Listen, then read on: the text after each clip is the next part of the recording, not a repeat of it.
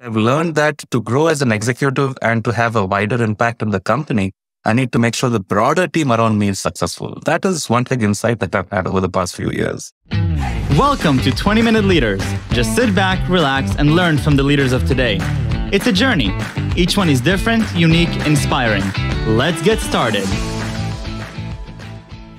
20-Minute Leaders is a proud supporter of Make-A-Wish Israel and Tech to Peace, and is in proud collaboration with Secret Chord Ventures, J Ventures, Riverside FM, Fusion VC, Birthright Excel, J Impact, Leap, Google for Startups, and Hippo, and in media partnership with CTech. Hello and welcome to 20-Minute Leaders. This is an episode all about engineering leadership with Madhav Nair, Senior Vice President of Engineering at ZoomInfo, a leading go-to-market intelligence platform designed to drive a brand's sales, marketing, and recruiting initiatives seamlessly and profitably. In his role, Madhav is responsible for leading engineering for all applications and data services, development, quality, and delivery of ZoomInfo's software products. Talking about engineering leadership, obviously, just reading out your background, is so crazy and impressive. And I'm sure that if we were to go through each of your experiences, there would be a multitude of stories for you to share, things you've learned.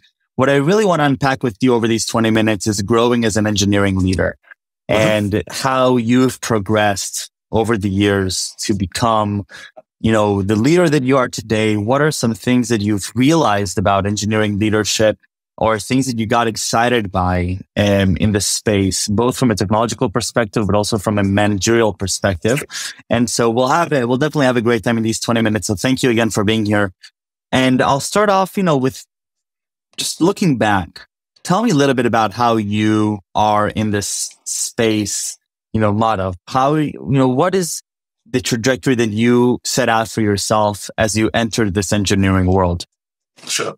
Well, I started my career like most of us in this space as an engineer. I was in development. I enjoyed doing development, and I was happy doing that until one day, maybe 20 plus years ago, when my manager at that time asked me to interview a few candidates. And I remember going back terrified to my wife, asking her, what should I ask these candidates? What does this mean? Why am I interviewing people? But looking back, that was the start of that journey when I started learning how to grow a team, manage a team, and expand my role from there. So that was pretty much the start. I did continue doing development and coding for a while, along with managing people. But after a while, it evolved into more of engineering management, where I grew my trajectory from being a manager into a senior manager, director, vice president, senior vice president, and so on. So even though I still dabble in technology and code, I do not write code myself right now, but I believe I'm adding value in a ton of other areas. How has your thinking around tech evolved or engineering evolved over the years that you position yourself from developer to an executive? How has your relationship with engineering changed? Sure. I don't know if it's specific to engineering, but I believe one of the foundational principles that I believe in is as you grow up the career ladder, so to speak, and start interacting with a diverse group, you realize that your accountability is not just around delivering for your immediate team that you manage. It's about delivering for the bigger team. If you're familiar with Patrick Lencioni's works, he talks about the 5 dysfunctions of a team. He talks about the notion of which is your first team. And what that means to me is my first team is honestly my manager's team, right? The CTO staff, which I'm part of. So my success as an engineering leader right now, I would attribute to making the CTO staff successful and not just about my engineering organization. And that realization happens pretty late. I realized that quite late into my career, that up to a point I was focused on making my team outrageously successful, which I still need to do. But I've learned that to grow as an executive and to have a wider impact on the company, I need to make sure the broader team around me is successful. That is one big insight that I've had over the past few years. Mm-hmm. Awesome. Passion and excitement. we have the privilege of working in on problems and fields that we truly are excited about. So yeah, I generally leave this question to the end, but I think that this is something that I'll want to come back to in this episode. So tell me a little bit about your own passion and excitement in the field that you're in. Sure. There are two things, one related to technology and product and the other related to people. Maybe start off with the product and technology bit. I'm fascinated and passionate about companies in this space where you're no longer a startup. You're kind of evolved from being a startup. At the same time, you're not yet a 30,000, 50,000 people organization, right? So I'm fascinated by that in-between space by which how you can scale up a company which did really well as a startup into this bigger enterprise-wide organization. What does that really mean? It means that you need to scale in terms of your technology stack. You need to scale in terms of your processes, the scaffolding that you put in place, right? So what really got you to your first $100 million, to use the cliche, isn't what will get you to your $1 billion, right? So that is something I'm really passionate about. I enjoy working in that space where it's all about scale, technology scale, people scale, process scale, and so on, right? So that's like one thing I'm extremely passionate about. The other, which is more personal to me and more of a people-oriented area, is around diversity, equity, and inclusion. I do believe, and studies have shown that organizations which have a diverse workforce will deliver much more innovative, durable, and richer solutions to problems as compared to organizations or groups that are homogeneous, right? So at any organization I've been in, especially the past 10 to 15 years, I've tried to make a difference in ensuring that there is attention to diversity, equity, inclusion. And we have a fairly robust, heterogeneous workforce coming from diverse backgrounds. And I've seen myself that the solutions that each of those groups provide, whether it's technology or around the product or design, right, becomes much more rich. So that's another area which I'm quite passionate about. Very, very cool. And if you had to sort of put yourself, at not 30,000 feet, let's say 100 feet, and you're now examining your own relationship with the people you work with from a leadership perspective, and you look today the way that you're looking at your leadership style, what would you observe? How does this interaction take place? What have you noticed to be most effective in being a good leader for the people that you're working with? So I try to lead with empathy. What that means is being an active listener, understanding where people come from when they say something is really important to me, right?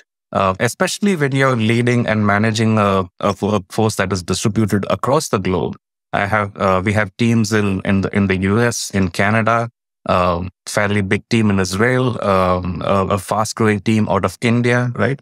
And appreciating that people come from different cultures and backgrounds and how they communicate may be different from the way I've been used to communicating, right? So when you go at that level, I really try to establish rapport, find a firm foundational relationship between the individual I'm working with or talking to. And that helps me a lot in all my interactions. And this is across functions, not just in engineering. If I'm meeting with, say, folks from sales or marketing or finance, right? I try to get that level of rapport and that relationship going, which I believe has really helped me, and I believe will help everyone. Yeah, I like that. So let's dive a little bit into ZoomInfo and what you're doing today as a company and what you're doing, especially from an engineering standpoint. So share with me a little bit about ZoomInfo from your lenses. I'm sure a lot of people listening already know ZoomInfo. It's a company that I personally am inspired by very much, but would love to hear it from your lips. Sure. Yeah. We think of ourselves as the go-to-market platform, right? So ZoomInfo software enables business-to-business sales, marketing, and recruiting professionals to find, reach out, and convert target companies and prospects with our pretty much unrivaled data coverage, accuracy, and depth of contacts. So we provide the data, the tools, the insights that a sales and a marketing and a recruiting professional needs to kind of close their next big deal. We provide engagement platforms on top of that. It's essentially a go-to-market platform. And I joined the company 2 years ago, almost to the day. It was in October 2020 that I joined. At that time, my team, the applications engineering team, was about 150 people. And over the past 2 years, we've just increased by leaps and bounds. My organization has grown. It's about 500 plus people right now. The company has Wow, grown tremendously. 500 plus people. Unbelievable. Yeah, the company has grown tremendously, and we continue to do really well in the B2B space that we are in. So it's an extremely fast-growing organization, and has been an awesome ride for me personally too. And then a bit about the technological challenges or the technological, abilities that you're creating here. What are those like? Sure. Yeah. So we serve over 30,000 customers. We have enterprises. We have small and medium businesses. We have mid-market. It's a wide variety of the customer base. We have grown through acquisitions as well. And as you can imagine, with each acquisition, we spend time in integrating the technology stack, right? So as we have grown, one of the challenges that we have faced is how to make sure acquisition that comes in is integrated with the technology, can be part of our common platform. And it's more technology as well. It goes into the people and processes integration too, right? So those are kind of the challenges which we have been facing with. And going back to my earlier point around, how I find it fascinating to kind of help a company grow from being a small organization to a much larger. The processes and the tech stack that we were working on earlier is not quite what we would want going forward, right? So as we grow, we are spending a lot of effort in figuring out ways by which we can have quicker time to market. We are definitely cognizant of the fact that as we become a larger organization, processes will creep in, and we don't want to be overloaded by that. We want to continue to be nimble and be able to innovate at an extremely fast pace. And the technology stack has to evolve to match that. What does that mean? It means decomposing some of the monolithic applications we might have, right? We want microservices. We're investing heavily in micro front-end architecture. So we want to empower our teams to be able to deploy independent of, a central process, and be able to do that with extremely high quality. Right. And so you're talking about maintaining high quality, best practices, standards. Mm-hmm. How are you able to maintain your own ability to be with the best standards in terms of not necessarily, obviously, just like coding languages and syntax, but from an architectural standpoint? How can you, in the position that you're at today, leading more than 500 engineers, how are you able to maintain this level of sort of cutting edge conceptual understanding of everything that's happening here? Yeah, great question. So I believe that if you can't measure it, it won't change, right? You start by measuring engineering, and that becomes very difficult. How do you really measure engineering, right? So we have a few KPIs and metrics which we look at extremely carefully across the board at ZoomInfo. An example is our mean time to restore service. It's a common industry-wide metric called MTTR, right? And that's focused on if any of your products or services go down in production, how quickly can you bounce back up? World Class says that on an average over a window of 30 days, it should be 30 minutes or less. So we definitely want to maintain that bar, right? So that metric is one. We have other metrics around change failure rates. What that means is for every 100 changes you're deploying to production, how many of them you need to rework because of a bug, right? And our bar for that is we want that to be 15% or below.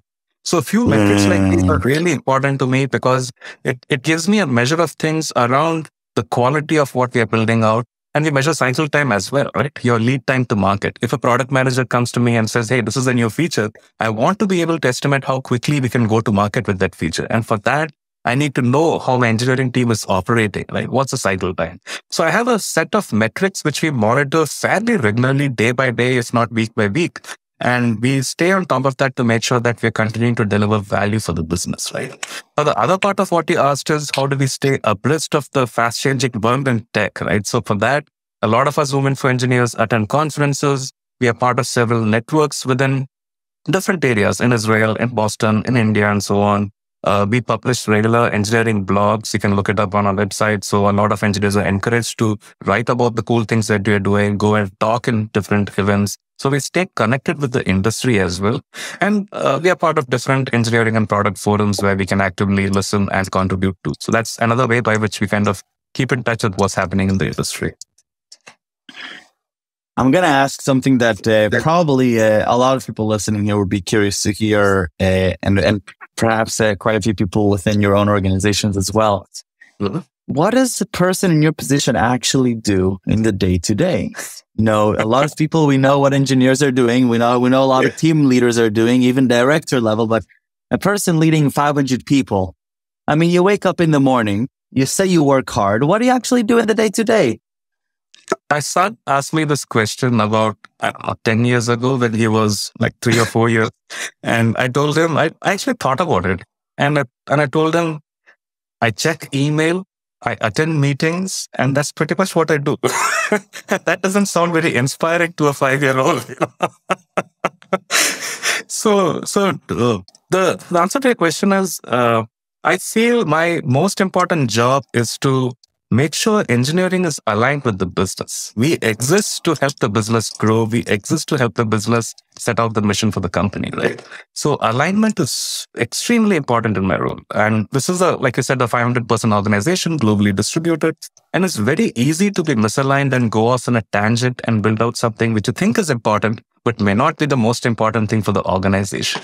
So I actually obsess over that. I spent a lot of time reaching out to my VPs, my directors, their managers, their teams through multiple communication mechanisms to make sure that we are super aligned on what we are doing, right? So this could be, in-person meetings. It could be, emails going out or announcements or blogs or messages, multiple ways by which we achieve that alignment. That is number one. That's really important, right?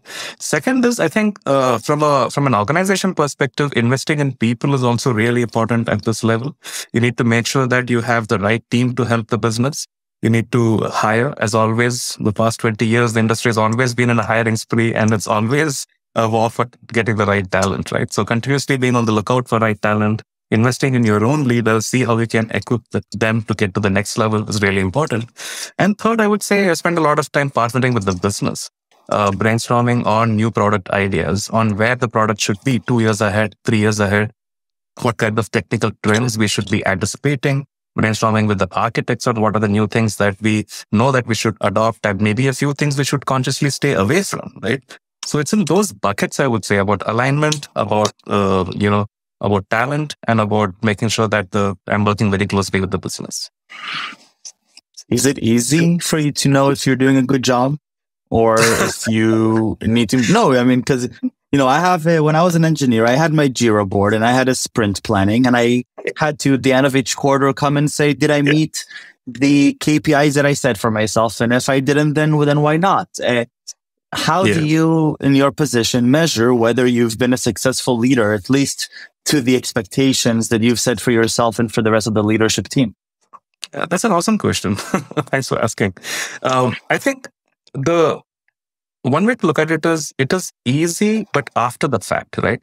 I will know when I've not done a good job because the measures that I spoke about earlier in terms of my quality metrics, stability metrics will immediately tell me that, hey, the product is not stable or I have quality issues, right? So that's after the fact. That's one. My net promoter score for the products will dip, right? If there are product problems. So the negative part of whether I'm doing a good job is fairly obvious, but after the fact. Now, what I would want to get ahead of is what are the input metrics which kind of influence that, right? What can I do upfront to make sure those things don't happen? And that is all about the reviews that we do, the kind of testing that we do, the analysis that we do, right? So the input metrics is something I feel I have control over. And the more I kind of focus on that, I know that it can influence the output of whether that part of my job is happening or not. On the people side, again, it becomes a fairly difficult one to measure because, again, it takes time. You're hiring talent. You're investing in your talent. How do you know if they're really turning out to the great leaders you want them to be? It takes time. You will get to know perhaps, through the kind of processes they kick off or the behavior that they display, and you want to give them feedback around that, right? So that is a way you can influence that. But again, that's another measure of success for me about the kind of leaders that I get into the organization and that I grow within the organization as well. So the short answer is it's difficult, but it's definitely possible. I like that. Madhav, if you are looking today at engineers listening to this and in a variety of positions and they're thinking, okay, what are some long-term things I need to be cognizant of to continue advancing in wherever I'm at? And I want to continue advancing in my career.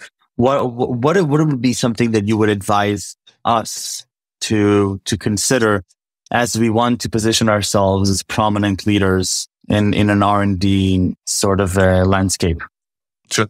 I would say, firstly, think of the technical skills that you have as a must-have. That's a given, right? I mean, nobody is going to say you should not focus on technology and not be conversant with the latest trends and so on, right? So that is something like a table stakes. You have to have that. The next thing I would say is collaboration. It's really important as an engineer to think beyond your immediate self and see how you can influence the other engineers you're working with, the product managers you're working with, the designers you're working with, the customer support folks. Talk to the salespeople as well, right, to get a sense of how they're selling your product. Collaborate with them, get their input, and that will help you develop a better product, right? And the third thing I would say is also invest in mentoring others, right? You are an engineer. As you grow up your career, you will work with a lot of relatively junior engineers. Be patient with them, invest in them, give them tips on how they can also become great engineers like you, right? And that way, if you're one person, you can invest in creating 10 other people, right? 10 other great engineers who in turn will create another 10. And that it has a compounding effect. That's what I would advise, honestly. Madhav, I really want to thank you. I really enjoyed listening and asking questions, and thank you for being here. I know how busy you are. Thank you for giving me the attention where you have 500 people waiting for your attention at this moment. So I appreciate the time and the energy, and obviously looking at the different things you've done. It's pretty clear how intentional you are about being a good leader, being a good manager, and always being at the forefront, both of technology, but also on leadership style. And I personally very much enjoyed this conversation. So thank you very, very much. Best of luck with your journey at ZoomInfo and every journey that you'll be on. I really appreciate you taking the time. Thanks a lot to you as well, Michael. I really enjoyed the conversation. I really appreciated your questions. They were very incisive. Thank you. Thank you.